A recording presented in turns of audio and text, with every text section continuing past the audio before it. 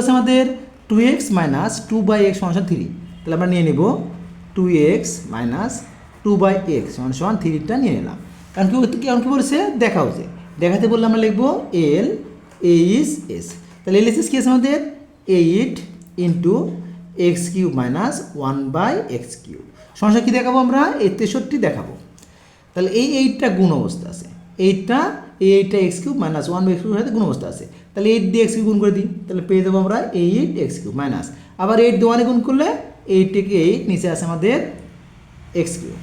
এবার এই 8x³ ভেঙে দিব, তাহলে 8x³ যদি ভেঙে দিই আমরা কি পাবো 2x তার উপরে হোল কিউব মাইনাস একইভাবে 8/x³ ভেঙে দেবো, তাহলে 8/x³ ভেঙে দিলে কী পাবো 2/x তার উপরে হোল কিউব।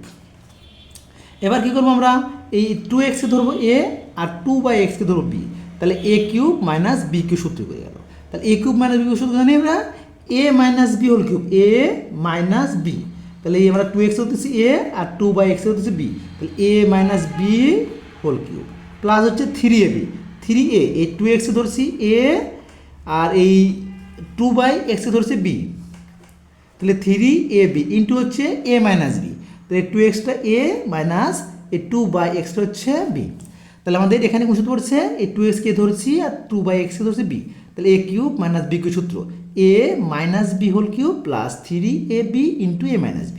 এবার দেখো 2x minus 2/x, 2x minus 2x হচ্ছে 3, তাহলে আমরা এই 2x মাইনাস 2x এর জায়গায় 3টা বসিয়ে দেবো, উপরে কিউব আছে কিউবটা দিয়ে দিলাম, নিচের x উপরে x কেটে দিলাম, তাহলে 3 দুগুণ 6, 6 দুগুণ 12, মাঝখানে প্লাস চিহ্ন আছে প্লাস দিলাম 12 ইন্টু এই 2x minus 2/x, 2x minus 2/x হচ্ছে 3, তাহলে এখানে আমরা 3টা বসিয়ে দিলাম। এই 3কে যদি কিউব করি কত পাবো আমরা 3কে কিউব করলে পাবো 27 প্লাস এই 12 আর 3 গুণ করবো, 3 12 কত হচ্ছে 36, এই 36 সাথে যদি আমরা 27 যোগ করি আমরা পেয়ে যাবো 63, এই আমাদের সুদ। আমরা দেখাতে বলি